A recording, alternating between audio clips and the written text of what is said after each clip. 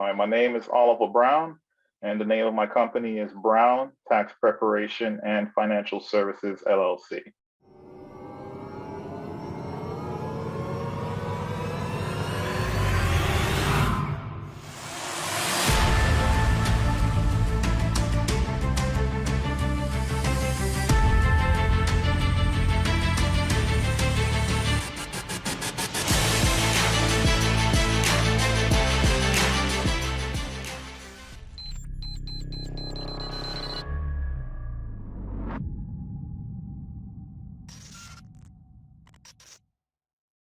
Hey, it's Kellen. And today on Diversified Game, you guys might want to get your pen and pad, especially if you're in America.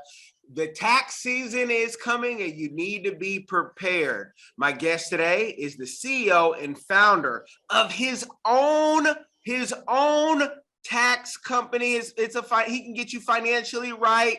He can give you the game as an accountant. If you're listening in Sierra Leone at our newest partner, African Young Voices, AYV Radio, I want you to get this game because you still have to do tax in Sierra Leone and you never know when your business will expand. I want to tell you, I met this humble brother at the South Florida Chamber of Commerce, which to some people in Florida may be like the South Florida Chamber. What's that? I want you guys to tap in. Links will be in the description box. Make sure you register, ask questions, catch one of the mixers. It was a great time. But I have Chief, Sir. How many titles does he have? I don't know. We're going to keep on going because he has Jamaican roots too. But Oliver Brown, he's going to give us the game. Welcome to the show. How are you doing, my bro? I'm welcome, brother. I'm welcome. Actually, I should say thank you for welcoming me to your platform, but all is well. Can't complain. Glad to be alive, especially, excuse me, in this day and age with everything that's kind of swirling in the world. So got to give thanks for the greatest blessing that you get of life. So I'm well. I can't complain. Amen. Amen. And I got to let everybody know one of your secrets. Maybe this is where, his success comes from. But this brother wakes up super early. Cyrus Webb is the only one I know who wakes up, who I thought woke up early. But this brother wakes up around 2:33. And around this season, he doesn't get to go back to sleep until that work is done because it's tax season soon to come. But, give us the game on, how you got into what you're doing, because you probably weren't born with a calculator in your hand and, you had to work hard to get here because we know as an immigrant, only the best get to come to the United States and you had to really earn your way here. So give us the game. No, absolutely. Yeah, certainly. As you mentioned, my time of rising is the millionaire hour, they'll call it. For purposes of, I get a lot of work done, and there's a lot of movement within the ranks of this, and assisting and helping my business clients during the wee hours of the morning when everyone is sleeping. So it's a great use of my time. No phone calls, no text messages, no emails. So it's just me, the machine, and the world is grinding and do what I need to do. So as you mentioned, I'm the founder and CEO of an accounting organization, our specialization in taxation. We offer multiple other services. I can kind of jump into that a little bit dialogue later on, but a little bit of background on myself. I've been in the field of accounting for 25 years. As you mentioned, I immigrated here from the island of Jamaica. Came here to this country permanently at the age of 12. My mom was the first line in terms of, coming over from the island and coming here to the US in order to, work hard. And I mean hard in many respects, doing many cases 2-3 jobs at a time so she could save up, her hard-earned money in order to potentially bring myself and my younger brother over to the United States so we could have more of an opportunity than we probably would have been afforded living back in the Caribbean. So, my roots were certainly, my foundation is certainly instilled in me from a purpose of the 12 years that I did back home. And, watching around me an environment that I did not really understand until I got older and understand in essence, the lay of the land, the ways of the world. I've had entrepreneurship surrounding me since birth, man. I mean, it's something that is very prevalent, primarily, I'll say, especially in the Caribbean islands, as opposed to your upbringing here in the United States, because listen, at the end of the day, if you don't go out and get it, you're not going to eat. And I've had my grandmother and my grandparents were a part of my upbringing. I watched my grandmother, you know, work a shop on the seaside, you know, selling items, selling fish, things of that nature, selling chickens. And, you know, entrepreneurship was something that has been at the forefront of, you know, my existence, you know, unbeknownst to me, was watching the people around me. So coming to the United States, it was a bit of a culture shock initially, but I integrated very well, I should say, from a standpoint of, you know, when I immigrated here, I came and I settled in Brooklyn, New York. East New York, Brooklyn, to be exact, was the first area that I resided in. And I've lived in Brownsville, Canarsie in the 90s, and I lived in a couple of different areas in Queens. And what that experience brought for more so for me in terms of, you know, my evolution as a young man, and, you know, gravitating into being a grown man and an adult in this country, was that I saw a lot of different things by way of street life, and things that still hold true in terms of keeping me grounded, and always keeps me centered, no matter how much or how high I get in the world of business, or the things that I'm involved with from a wealth generationally building standpoint. The things that go back to my time growing up as a young man, not having a whole lot in Jamaica, and even coming to the US and having not the best of environments to live in and circumstances to kind of work through, you know, growing up in Brooklyn and growing up in the hood. I never lost sight of my foundation and the principles and where I come from. So no matter to what level I grow in business or anything else that I do, I never lose sight of where I'm from, who I am, and the things that help make me who I am. So, you know, you mentioned we initially met at the South Florida Black Chamber of Commerce networking mixer fairly recently, and my main reason for the attachment to that organization and other organizations that do nonprofit work with is for the sake that the understanding that I know I have a responsibility at the end of the day to my community, to my people, specifically my people. And my people, I mean, I love all people, but at the end of the day, I fight for and push for Black and Brown in terms of us taking our place and really securing, you know, investments, you know, getting better education from an investment standpoint, and also starting businesses, and then simply understanding the dreams and the benefits that are going to come with entrepreneurship.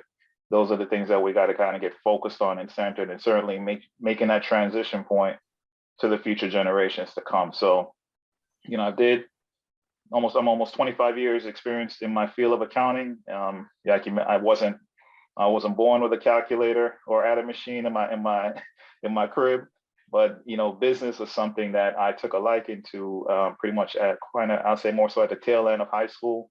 I took a business course, did pretty well in it, and lo and behold, one of the main components of it was accounting, and I decided to take it on as a degree area focus in college up in New York. And lo and behold, I had no idea that once, you know, just giving it a shot would end up materializing into a 25-year career so far, and having worked in some great companies, major environments, worked on Wall Street, worked for some very powerful companies that I've had the opportunity to really learn and grow, not just simply go and sit and do my job. I focused and watched everything going on around me, because at the end of the day, ultimately those things will be beneficial and impactful to the people that are within my network, and that I can spread and share to others. So, you know, I'm very, very much, you know, humbled by the fact that I've been able to be in certain positions and learn, and I could acquire that information to give to others. So that's really a big part of what makes me who I am, not just simply my drive in business, but certainly my ability to share, network, and provide information and resources to others.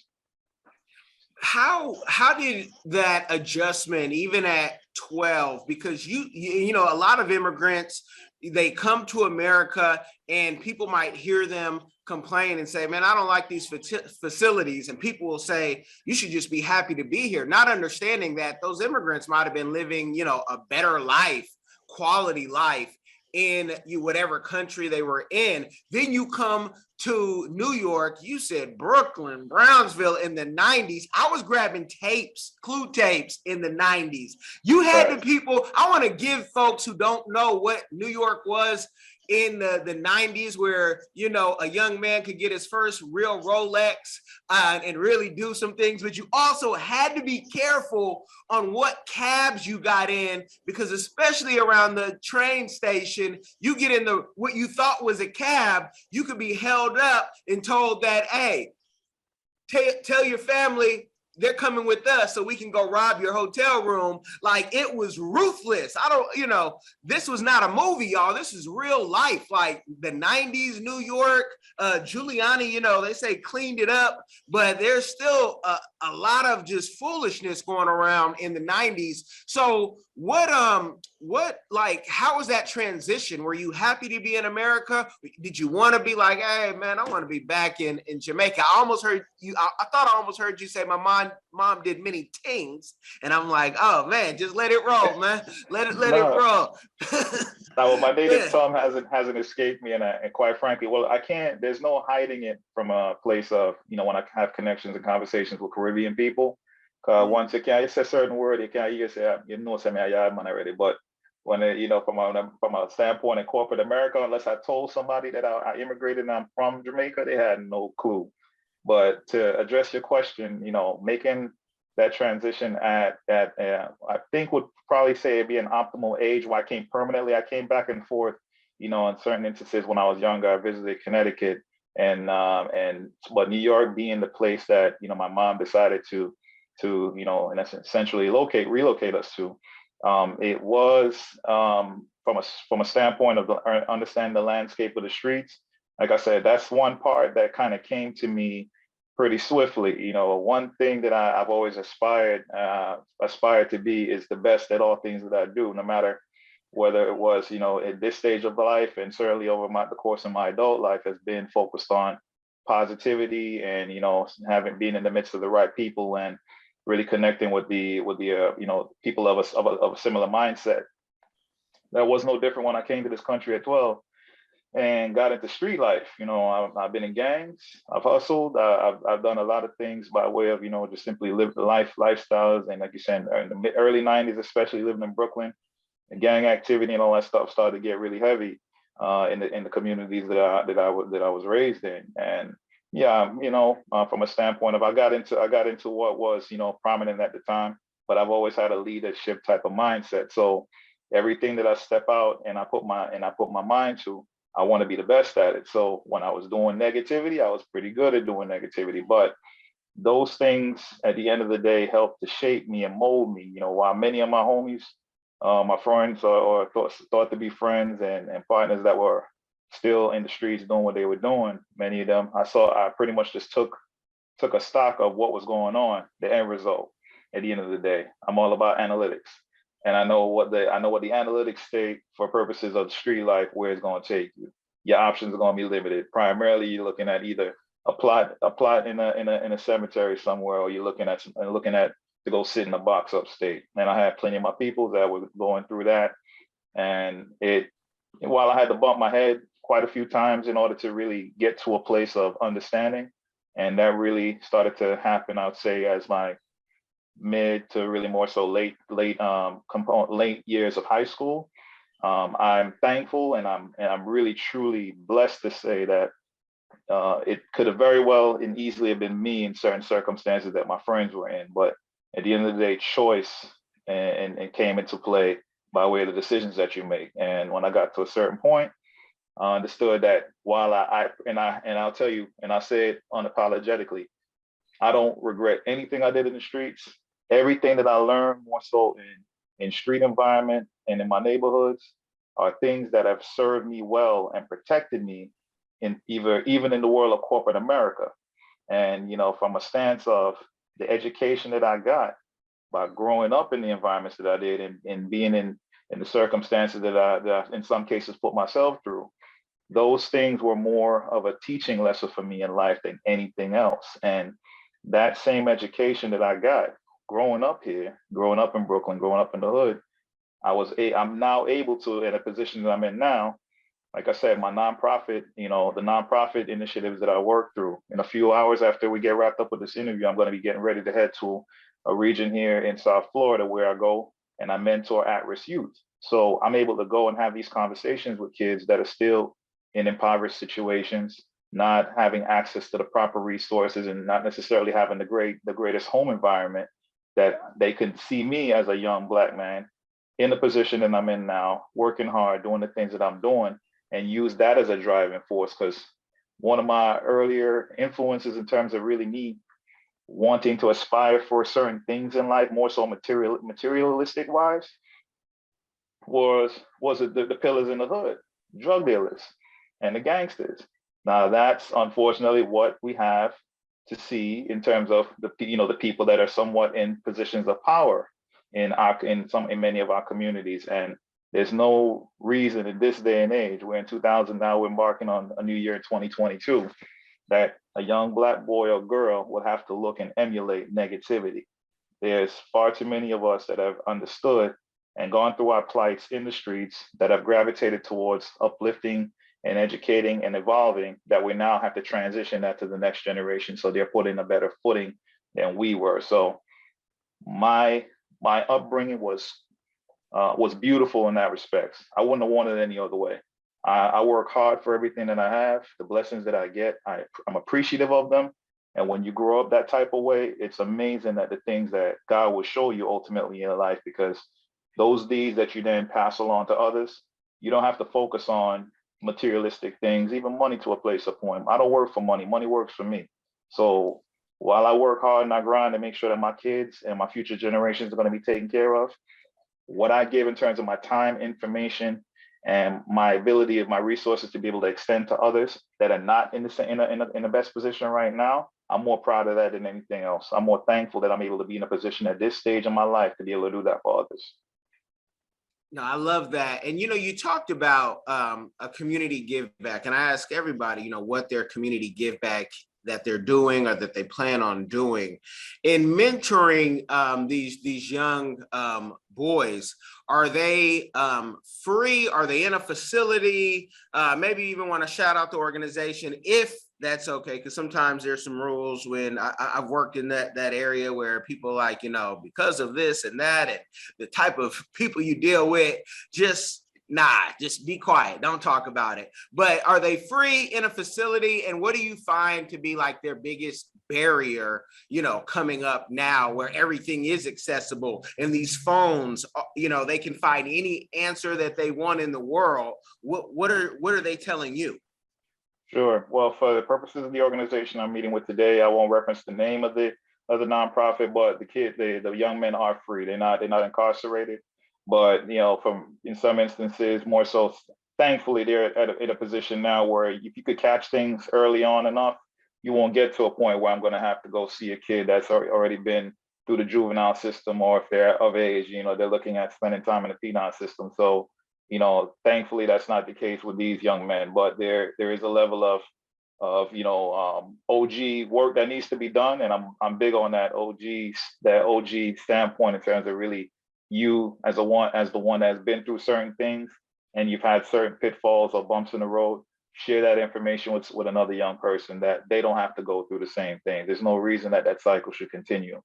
And from a point of access, as you mentioned, in this day and age where we're in the age of technology. We've been heavily in the age of technology. There's really no formal excuses for purposes of not, educating yourself at the end of the day, because we have tools and devices by way of these smartphones and other electronic devices that gives you access to the information. But one thing we're certainly lacking in the framework of our communities is that drive to want to learn. Our focus is on the things that are of social media, and honestly, the buffoonery and the foolishness is still a big part of what we see on a daily basis. So that's why, like I said, Kellen, your responsibility, just like it is mine at the end of the day, is that we've experienced and gone through certain walks of life and even educated ourselves to a point, stepped out on faith and taken our chance on ourselves to build our own businesses and build our own brands. There are still kids that are living in impoverished neighborhoods and communities all around the country, all around the world, that don't have a Kellen in their corner, do not have a person like myself as someone to emulate. They're still looking at the same mess that I was looking at in '93 when I came here, and there's no reason for that. So it gives them it doesn't I'm not absolving them of the responsibility they have to take things take the initiative and make the changes that they need to make, but we what's real is real in terms of life has shown me anyway. Not everyone is going to mature at the same pace. So while I've always been looked at as a person that's mature beyond my age, even when at 12, 13, 14 years of age, I did a lot of stupid stuff that would make you believe otherwise. So everybody needs help and guidance and assistance at a certain point, and especially if you don't have it at home in the framework of your home environment, that could be to your detriment. We have so many CEOs, executives, and people that could be in great positions of power that are sitting in the penitentiary and that look like me and you, and that's something that's not cool with me. And I'm not one for at the end of the day. I'm not gonna cry, moan, or complain about it. I'm about putting action to it. So figure out what the problem is. Do your best to try to formulate a solution and put it into action. Bottom line. So that's a big part of our responsibility that we need to have as Black men, as Black women, to really more so focus centrally in our communities, because there's still a lot of growth, and there's still a lot of things that we need to grow from and that we have to evolve from at the end of the day. Definitely have to do our part. Everybody do your part. And with the buffoonery, for any parents out there struggling with that, get your young men a mentor or some type of male, but also turn off that crap or that gangster so-called rap. Well, they got skinny jeans. I don't know how you're a gangster, but turn that off. And I know even my oldest, one time she was listening to something, and it was the hardest thing she probably heard was Justin Bieber. But I said, oh, you want to hear something hard? Let's roll over when we go back. I'm from California. We go. I'm gonna show you the East Oakland. And so and when I go to Cali, I kind of do it big. I like the convertible, do it big. If we're gonna rent something, let's rent it big and have a good time and enjoy that sun. But oh no, Daddy, this is the hood. I say, yeah, and it's all good. But with Justin Bieber or whoever, I'm just picking on Justin, but whoever it is, they turn that off and get your kids into something, a different vibe, especially if they're into the young ladies. Let them hear some of that Afro beat, some of that reggae, even that reggae tone. Let them do, embrace something else than just the typical stereotypical. I mean, I listen to, some hard stuff while working out, but that there's a time and a place, and I'm still doing my own healing. That's why I got my therapist every week, doing my own healing, getting my mind right. Tell the people though, because I know there'll be some people, well, he's from Jamaica. I didn't hear any give back in Jamaica, or does he even go back? And I hear, people in other countries always saying, well, we've had a brain drain, and how is people going to come back and help us? Is there anything, not that just you can help in Jamaica, but that all of us can get involved with and help Jamaica? Because a lot of us, some of us don't know. If you say Negril, they're like, hey, where's that? Montego Bay, and these are the tourist areas. So is there anything in Jamaica that you're involved with that the rest of us could possibly get involved with? Well, I don't have any organizational ties by way of, let's say missionary work or anything along those lines that I do back home. I have been back home a few times since I came here permanently to the US. More so my teenage years, my focus, especially when I was running around the streets of Brooklyn, my focus was on just simply the culture and the environment that I lived with here. I wasn't thinking about or focused on going back home because, again, when you mentioned certain areas on the North Coast, Montego Bay and the Grill, the touristy environments that I'm born back home, spent my first 12 years there, never been to any of those places. So those wonderful, beautiful brochures and videos that you see about come to the island of Jamaica, I don't know them sitting there, rude boy, because I know some of you grew up. But what I do for purposes of helping and assisting my people, packing up food, sending back barrels and stuff like that to my family members and folks in the local community, and I've brought my children back twice. I was hoping at this stage, now that I've resided here in South Florida, at least a once a year trip. But starting my separation from working a 40 to 50 hour commitment to corporate America while doing my business has allowed me more flexibility now to be able to travel. But then lo and behold, this pandemic came about, and that certainly stunted my opportunities to really, travel and go back home. But I want to make sure that my kids have a firm understanding that of where truly they come from. Now, they're both basically native Floridians. One was born here, the other one was only one about 2 years of age when we left New York.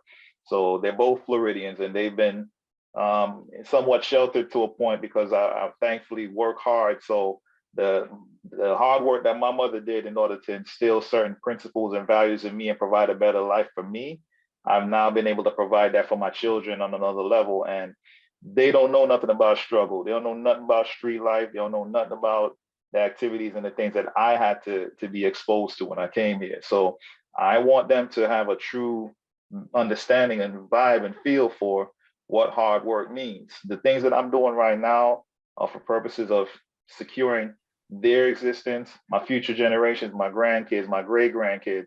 That concept of generational wealth is something that's real, and it's in full motion for me in terms of what I want to provide for my future that's going to be here long after I'm gone. But too much is given, much is required. At the end of the day, you could give a person $1 million and they could blow that in no time flat because they have no sense of financial literacy or how to really manage money or what to do, from a place of business. So everything shouldn't be given to you at the end of the day. My kids still have to work. They still work in the framework of the companies that I own. These are businesses that are going to transition to them, but at the end of the day, they still have to put in the work. So they need to see a dirt through that Jamaica come from. My granny house, she's being rebuilt now, but used to use bathroom out in the bush, and kind of thing, have a catch water and in a pier to go beat yourself. So them things, they need to see that this could be life. So the things that I'm doing right now and the things that I've acquired, ain't none of that yours. But from a place of I plan to transition certain things to you, and I'm instilling a certain foundation in you. These things that will inspire life will transition to you at a certain point, but you still have to work for it. Because if my mother didn't take the steps that she did in order to do the things she had to do to bring me here, this could have been your life. So I don't ever want them to be naive to the ways or the things of the world that think that this is, the beauty that they see here and then the lifestyle that they've had since they've been birthed. That's not everything. And even to a point, appreciate it more so because it could be taken away from you. Not everybody gets to experience having their own room since they're born, or living in a house, or going out into a yard. There's kids out there that can't eat, that don't have food, that don't have clothing. So I don't want my kids to ever grow up in an environment or a sense of entitlement. So going back to Jamaica is something that's big for me to expose them to that. And I definitely will be looking forward to doing a whole lot more. Like I said, now that I have the latitude of time, because when you work a corporate position and do a business and growing different things and family life, it's hard to do it. But there's a lot more that's set to come. And I appeal to everyone for the island of Jamaica. Look into local nonprofits and organizations that go over. There's a lot of work that needs to be done by way of helping and assisting people back home. Poverty is a major thing. So while you look at those nice commercials and those, and like I said, those advertisements that talk about come to Jamaica and all this stuff, most of the working class people are not living like that. So tourism is a major thing. So go and visit the island, support the local economy. And certainly from a place of investments, look into buying and acquiring things. I'm looking at that in the case of Jamaica and other Caribbean islands and over on the continent and the motherland. So there's a lot of things that you can do to help others that are not in the same, position that you're in. Appreciate the things that you have overall is what I'm saying in life, because you could easily be in a worse off state. So you got to always give thanks, and you always got to give back. Definitely, you do. And I think kids are so funny. My kids say, I said, what do you like better, Sierra Leone or Cameroon? Because mom is from Cameroon, my wife. And they're like, well, Sierra Leone, because the internet is stronger. And it's not that the internet was stronger. It's like now y'all have a tablet and a phone opposed to when you were there and how I set things up. But I said, internet is your biggest problem. that's a good problem to have. So, there's a Chris Rock joke where he says, you go to Jamaica and you get in the van and you pass the worst poverty you've ever seen. And the same could be true for Africa and many places. And you get to the resort, you come back and you say, Jamaica was a beautiful place. Do you know when you go to these, like the Palladium, sorry, Palladium, I got to call you out. Yeah. They make you sign 2 waivers if you want to walk off their property. 1 to walk off, 2 if you want to have your own taxi cab driver. Are you sure you can trust the driver? I'm like, yeah, we're sure. We're going to be all right. There's no ransom for Black people that's going to be paid by America. We'll be all right. Right. So no, that's dope. You mentioned Africa. I just want to throw out to everybody, if you're interested in getting a plot of land in Ghana, there is a new program for the diaspora. It's about $1,200 that we have been told as of recent. Make sure you inbox me, call me, whatever, to learn more about that so I can go over the details and make sure you get the correct information, because I don't want any 419 to happen to you where you get swindled. Now, let the people know how important it is, especially for the entrepreneurs, because we got more entrepreneurs, they say, than ever. But I'm finding still clients with, they're making more than 6 figures, don't have an accountant, don't have a lawyer, don't have anything, and they're just still, well, I'll just have H&R Block do it. I'm like, hold on, you make too much money for H&R Block to be doing your stuff. You need some personal attention, because some of those people on H&R Block, when we used to go to them back in the day, they were like, oh, we only work during tax season, and then we let welfare feed us. That was in Springfield, Massachusetts, in a real story. So right. Can you tell people, as an entrepreneur, or even as just a regular, person, how important it is to have your own accountant in your corner? Absolutely. And like flying, living by the seam of your pants is not a way of life that I subscribe to. So while you mentioned there's a lot of different platforms that you could do it yourself in every arena, and certainly in the world of business and from a standpoint of taxation, sure, you could take it upon yourself to do what you need to do. But as a budding entrepreneur, especially, and hopefully that if you're in a situation where you are a current employee, certainly looking towards migrating into the life of entrepreneurship and securing your financial independence, you need to have certain professionals that are qualified that are in your corner. You working in your field as whatever it is that you may do for a living in your profession, your stated profession, you could sit down and grab an H&R Block or some other commercial related software and try to do it yourself. But there's a reason that we all have a level of experience and knowledge and focus in our different professions. What I've gone through in 25 years of hardcore training and been exposed and worked in corporations at a high level, your tax software that you buy in Best Buy can't do what I do. And if you're an entrepreneur, you need to have a certain drive and mindset, no matter what level you start off, whether it is a small little area you're focused in your apartment or your home, or you're able to secure a rental storefront. When you get yourself on the plane of actually being a serious business owner and you want to grow to certain levels, you need to have a focus by way of what it is that you do, service you're providing, product that you're selling. But an accountant needs to be a primary person that's in your corner in order to be able to guide you and advise you accordingly for all the financial components of your business, and even starting it up. That's a service that's offered through my firm, Brown Tax Preparation and Financial Services LLC. We help with business creation and formation services. So we walk you from point A all the way through point Z in terms of actually formally registering your business. In the same manner as which you could do your taxes on an H&R Block product. It's the same. I equate it to the same thing as somebody wanted to register an LLC or a corporate entity, and they go on the Sunbiz in here in the state of Florida and think they've done. That's what it is. There are levels to this. So there's a reason that you go to and seek out information for the services of a qualified professional who has gone through the process of undertaking and understanding what it is that's required and what would be the best situation that will be suited for you. Because again, the other thing is no two businesses are alike in terms of the brain trust. What you do and what you bring to the table is unique. So your business needs to have that level of personalization to it. So you can call me when you acquire my services as your accountant. I'm available to you 365 days a year.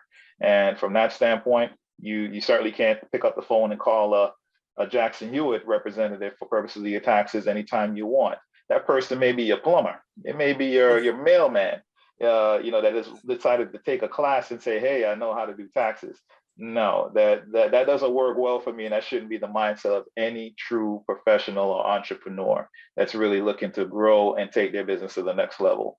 Attach to the proper people that are going to be in your life, whether it's an accountant, by way of an accountant, an attorney, and marketing, advertising, social media, in person or professional, banking. So there are several different key position professionals that are going to help to assist you in your development and your growth as an entrepreneur. So, give me a call. Here we are in the midst of tax season. We're getting prepared for our returns to start being processed by the IRS in about 2 weeks. On the 24th is when the IRS will open up here in the United States.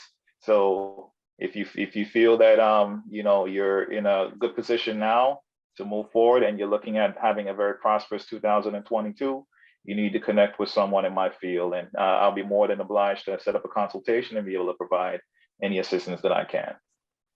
No, I love that. You had me chuckling inside when you said that person could be your plumber. I'm thinking that person could also be the dealer, the stripper. I mean, picture you seeing somebody panhandling and, hey man, but make sure you hit me on the taxes, and giving out a card.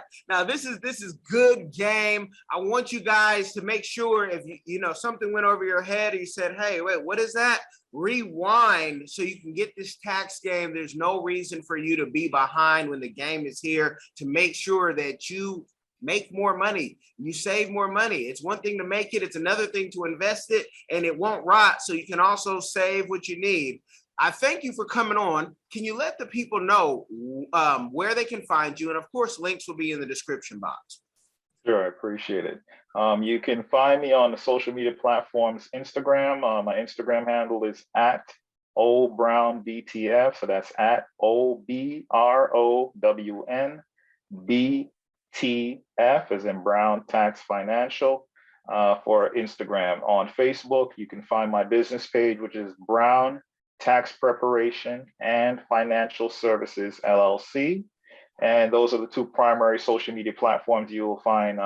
You'll find me posting, providing information, tax tips, updates on the season, and also overall financial services. My company website is www.btfllc.com, and you can certainly find a wealth of information there. We can schedule a consultation to see what your prospective needs may be. And for purposes of my contact number, my telephone number for the business is 772-873-7600. And for purposes of communications with clients that are not in the state of Florida, I have clients in 23 or 24 states to this point. So if you're in the United States, it doesn't matter what state that you're in, as long as you have access to technology, a computer, the internet, or some frame of being able to, operate in the virtual space, I'm able to service clients here and also clients that are overseas, out of the country as well. So feel free to reach out to me. And also, I never gave a full rundown of the different services that I offer besides the general taxation, which is the focus. I offer accounting, bookkeeping, business formation, credit repair, financial planning and advisory, investment training, payroll, and for purposes of taxation, I handle and cover personal taxes, business, estates, trusts, and I also handle foreign and international clients as well. So I have a nice full assortment of different accounting, bookkeeping, payroll, and taxation services that could be a value add to you. So please feel free to connect with me. You guys make sure you check out that website because it's a beautiful, beautiful put together website. We always appreciate that. You guys make sure if you do nothing else, you share this with somebody, it will change their life. Be blessed. Hi everyone. Have you ever been curious about visiting Africa? Which African country were you interested in? Kenya, Nigeria, Uganda, South Africa, Ethiopia? Which country are you interested in? My good friend, Kellen Cash Coleman, came up with a course called My First Trip to Africa that'll guide you through this process. It's only $20, and in this course you'll learn about passports, visas, vaccinations that you need before you go there, as well as a budget, how much the trip is going to cost. He also talks about what you should pack, what you should take with you, how you should travel on a budget. Did you know that $100 is worth 1,000 South African rand and over 10,000 Kenyan shillings? So imagine what you can do with $100 back home. I say back home because I'm from Sudan, I'm African, I already know how it's like. I know that, when you convert Canadian and American money, it goes a long way when you're traveling across Africa. So if you're curious, if Africa is a place that you've always wanted to go, always wanted to move there, Kellen Cash is the person to ask. Check out the course. There's a little preview you can listen to before you actually purchase it. If you're interested in this course, visit www.diversifiedgame.com. Don't miss out.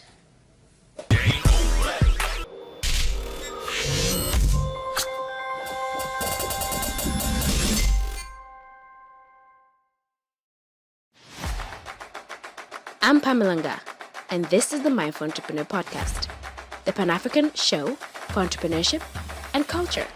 Here we laugh, learn, and grow, and sometimes we mix a little bit of French.